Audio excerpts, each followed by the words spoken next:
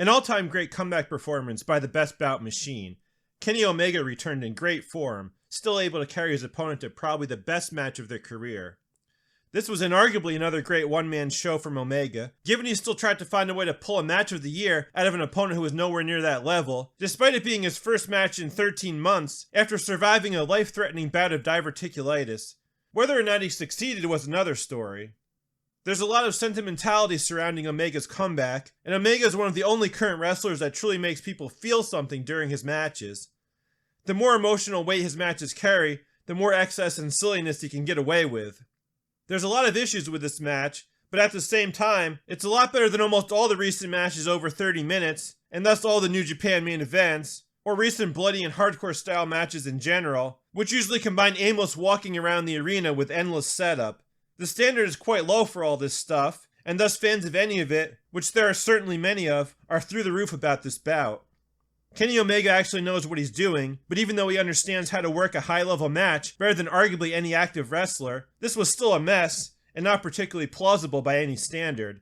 It's certainly an enjoyable ride, and in an era where most wrestling is just goofy fun rules supreme. By being built around big moments, and going in multiple directions, it hits on enough things that people like that the general illogic of it all is largely forgotten. And that's fine. It's much more important that Omega is still capable of doing a high-level match at 41 years old, after a health scare that had us wondering if his career was over, than it is that this actually wasn't one of the greatest matches of his Hall of Fame career. Omega largely stuck to the one-man show formula he's used at the Tokyo Dome since he miraculously managed to drag a notable match out of the talentless, coolest, moveless Gato bot, Kazuchika Okada, on January 4th, 2017. To some extent, that's because Omega has continued to get opponents who were nowhere near his level, with the washed-up Chris Jericho and Hiroshi Tanahashi the following years. The one exception, and the one great match of the bunch, was on January 4th, 2023 against Will Ospreay, because Ospreay is always capable of providing as much flashy offense as an opponent asks of him. These Omega matches provide tons of spectacle, one way or another, and with Will, you never have to worry about it failing to be an extravaganza. Gabe Kidd, who at 27 years old is entering his prime, is better than the versions of Chris Geriatric and crippled Tanahashi that Omega faced at the Dome. Kidd at least executes with impact and conviction, and can make his small and simple moveset look good. That already puts him above any version of mechanical, telegraphed, and wimpy Okada, although there's really only two variations, given Okada never improved or evolved, the initial posable try-hard, and the recent broken-down try-not-at-all. Kidd is already in his 14th year as a pro, despite his young age, and while he was never any kind of massive prospect, he's worked hard to become an effective if still somewhat limited wrestler.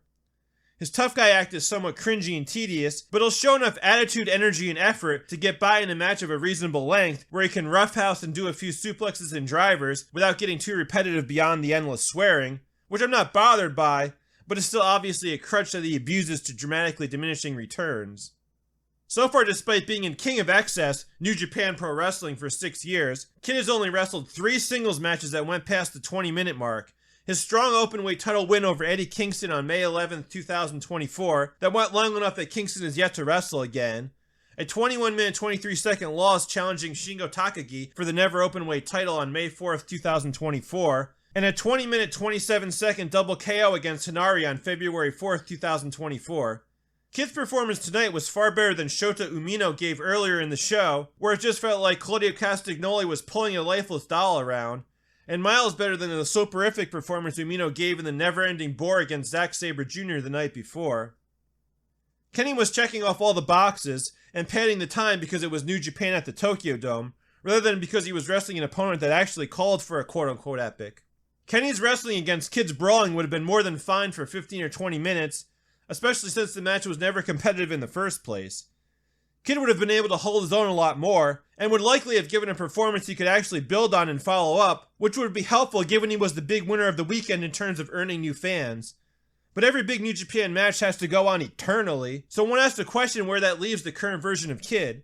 He'll undoubtedly have other good matches in 2025, and he'll probably be a lot more responsible for most of them, but he's probably not going to look much better than Umino did if he's going to be required to start having a bunch of 35-minute matches that he won't be able to sustain his energy and intensity for in order to move up the card. One of the huge differences between Omega and Will Ospreay is Omega is able to make his offense seem significant by using his moves to tell a story. Omega varies the moves he uses from match to match enough that his matches feel individual, but left to his own devices, Ospreay is just showing us the same series of meaningless spectacle night in and night out. If there's variety in Will's match, it's coming from the opponent leading him to something different. Omega looks at a match as something beyond the collection of moves he performs. I don't think there was a match from 2024 that I noted so many spots from, and to an extent that was because Omega wasn't wrestling. Even though this match stalls out at a couple points, almost everything they do is notable in some way. A lot of it is simply putting a spin on the normal performance of the move, whether it be off the top rope, through a table, onto a chair. That's kind of level 1 here. Level 2 is that we know Kenny has been out for 13 months, and he starts telling the story of his own body potentially not being able to hold up to the pressures and stresses of his own offense, even before Kidd has a chance to put him to the test. The question of whether Omega's heart and mind can overcome his current physical limitations is level 2. Level 3 is far less successful though. The match started off with the fans fondly remembering Kenny Omega, the man who ushered in the best era of New Japan since their supposed ally promotion WCW, owned by billionaire Ted, signed their best foreign talent in Chris Benoit, Eddie Guerrero, and Dean Malenko in the mid-90s. Omega, the legend who managed to pull quality matches out of all their old, overrated, and useless wrestlers in the days when New Japan was able to sell 2 or 3 times the tickets to the Tokyo Dome they can today, was back. And the fact that he chose to return to New Japan rather than in AEW showed the remaining New Japan faithful that his time there was still meaningful and special to him. Omega came out to enthusiastic cheers and was seemingly the face, especially against another foreigner who is a heel in the Bullet Club War Dogs. Kidd had the New Japan lion on his pants and was channeling the promotion's founder Antonio Inoki down the stretch though. The match tried to tell a good interpromotional story, but forgot the crucial part where they ever made you believe the representative of the home promotion could possibly win. What's worse is it did this while morphing into a story that's easy to see as a New Japan guy who hasn't got the big money offer yet because he's still a young lion, failing to defend the promotion against a former ace who sold out to billionaire Tony in the first step towards derailing New Japan by buying all their names that would leave Japan. Since Kidd was losing, New Japan was better off with the fans supporting Kenny and trying to put AEW out of their mind for half an hour. As things started out, the audience got what they wanted. As they finished, New Japan's defender proved inferior to the stolen talent, and thus showed he's probably not good enough to be all elite. A storyline of loyalty to New Japan doesn't work for New Japan when there's zero chance betrayal isn't triumphing. Kidd was able to come off as tough even when he was losing because his performance was good, but he was always just a willful and determined young boy along for the ride. The fact that under any circumstance, 2 gaijins were the ones chosen to battle over the honor of New Japan shows how far the promotion has fallen, but anything involving the latest Musketeers is all for naught and one to skip, so this is where we're at with the post-AEW New Japan. A promotion where the latest upper-tier worker who both began in the league and went on to win their World Heavyweight title, Yuji Nagata, debuted on September 14th, 1992. In the pre-AEW world, New Japan was able to pace things together by buying Omega, Kota Ibushi, AJ Styles, and Will Ospreay, but now all these guys, in addition to former IWGP Heavyweight Champions Okada, Switch Channel Jay White, and Shinsuke Nakamura, are wrestling in America. I shouldn't be surprised by them trying to sell this match as New Japan's future versus New Japan's past, given that was basically how they sold the Ospreay vs. Omega match 2 years ago, when Will was supposed to be the big New Japan loyalist and new generation representative, before Will followed Kenny to AEW, with Kidd being just another guy left in the dark pond until Gato can get him over enough that Tony decides to overpay for him. Fans of Kenny's other Tokyo Dome matches will definitely like this one. It's certainly more of a return to the New Japan style that's a slower paced collection of big spots and over-dramatic selling. The majority of what they actually did felt notable if not significant to me, whereas in the typical New Japan main event, it just feels like they're repeating the same old contrived routine in between the same old hokey stalling. Even though Omega utilizes basic New Japan epic one-man show formula, there's enough variety in what he does that some of this felt different and special, rather than just feeling like the latest performance of the same worn-out play. Omega was dictating everything here, and Kidd was just along for the ride, but Omega is always able to tailor his match to the opponent, hence the emphasis on brawling and violence. This was definitely a different style match than Omega did in his more recent notable big matches against Hijo del Vikingo, Will Ospreay, or Bryan Danielson. When we think about what's worked best for Omega since joining AEW, adding in excellent matches against Rey Fenix and Pac, it's mostly been Omega being the base for a more spectacular opponent, and thus not doing as much flying or big offense in general as he did here. Today, Kenny had to deliver the overwhelming majority of the notable spots because Kidd isn't a spectacular opponent or one with a notable moveset of any sort. Fans were scratching their heads at why Omega chose to control his AAA match against Vikingo on July 15, 2023 with very pedestrian Rudo offense, rather than bring his own big offense or let the most spectacular high flyer in the business do his thing. May have been surprised to see Omega busting out the high flying and spectacle that rematch lacked, but this performance was Omega returning to the form that made his name in 2017. The match started well and at a reasonable pace. It was never a sprint, but slowing down as the match progressed coincided with the bombs they were throwing at each other and all the blood they were leaking, so it was less unrealistic than the typical New Japan match, where they largely just beg the crowd for any reaction and stare at each other for no reason in order to stretch 5 minutes of action into 35 minutes of dullardry.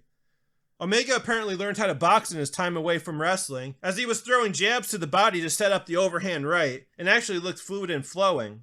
The boxing opening was at Kidd's urging, but was much better done than any phony forearm trope.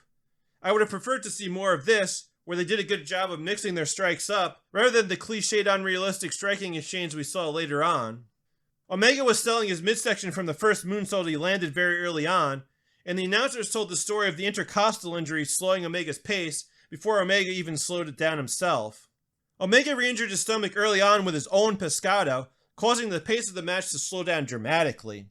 Kidd still couldn't sustain an advantage though, and took a dragon suplex on the floor and a big powerbomb through a table that magically cut his forehead despite Kidd's upper back and arm contacting the wood.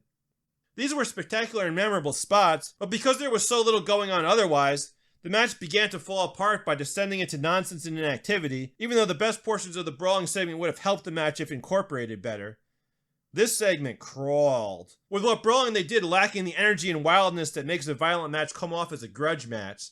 It's an unrealistic standard to try to hold random matches to the level of intensity and hatred delivered by the Akira Hokuto vs. Shinobu Kandori bloodbath from All Japan Women Dream Slam 1 on April 2nd, 1993, except that people are ranking Omega vs. Kidd as a top 10 match of all time, when it would have to be a terrible 2025 for it to even be a top 10 match of this year. AEW ref Bryce Rembsberg was among the pile of seconds taken out by Omega's awesome swandive tope con hero over the guardrail, but they were already out of the ring for 6 uninterrupted minutes by that point, and 8 minutes since Kidd suplexed Omega to the floor. Then it was another 4 minutes before Omega got to the apron, and could arguably have broken the count if there were a ref, before another 3 minutes outside with Kidd putting him through a table. Excluding 1 or arguably 2 momentary interruptions, there were 16 consecutive minutes on the floor, followed by a chair battle in the ring. Rembsberg just got hit by Omega's arm, but was somehow never seen again, with Red Shoes Umino replacing him 10 minutes later.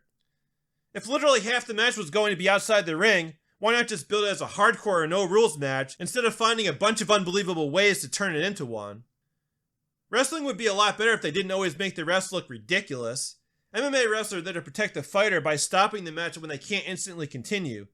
Pro wrestling refs are there to count pins, because forcing the actors to actually maintain the believability of a real fight will prevent them from taking endless naps during their no-stakes performances. Even though a lot of this was overdone, it still felt like a struggle most of the time. Outside the ring though, the match just stalled out. First it took Kidd a minute to make such a small cut on his forehead that I would have believed he used a blood capsule, if not for the fact it couldn't take him that long for him to go that route. He stopped bleeding so quickly though, with all traces of the cut, and most traces of the blood, gone well before the match ended. The endless selling after Kenny's dive over the guardrail was just too much. They could easily have gotten the point of Omega injuring his hip across 2 minutes sooner, while much more believably moving on to Gabe finally hitting the body shot to make his comeback. After some chair shots to the gut, Kidd suplexed Omega through a table to bust Omega's forehead open, and soon superplexed him onto a pile of chairs. The injury cost Kenny, as he was finally about to finish after another tope con hero and a big avalanche dragon suplex, but his midsection hurt too much to execute his one-winged angel. He tried it again, but Kidd slipped down into Inoki's Manjigatame. Omega tried to Frankenstein his way out of a powerbomb, but Kidd spiked him on his head with a Toshiaki Kawada Gonzo bomb. Omega took an awesome bump on a pile driver, but he was able to get his foot on the ropes. Despite these couple of big spots, it was still more a question of whether Omega could beat Kidd before his body gave out again, rather than if Kidd could actually beat Omega. In the end, Omega hit his one-winged angel to score the victory at 31 minutes 55 seconds. This was kind of the good and bad of modern wrestling. They did a lot of notable things that were interesting and well performed, but the middle ground of the setups to the moves or the progression to the sequences no longer exists, so the match typically felt kind of empty. Beyond some strikes and unprotected chair shots, they theoretically did game-changing spots or nothing at all, so it lacked the intensity and excitement that comes with a sense of fighters having earned what they were able to pull off, and obviously in half an hour, only so many spots can really change anything. The spots were at least somewhat meaningful because they tried to tell a story. They didn't just blow through the moves, but that was mostly because they didn't maintain any kind of pace. It was very overdramatic, a combination of spectacular set pieces and dead time. The excessive drama didn't come off as poorly as in the other matches on these back-to-back Tokyo Dome shows, because they did really impressive and damaging looking things that one could actually believe would stun the opponent, and they also lost a lot of blood. I'm one of the many fans who's thrilled to have Omega back.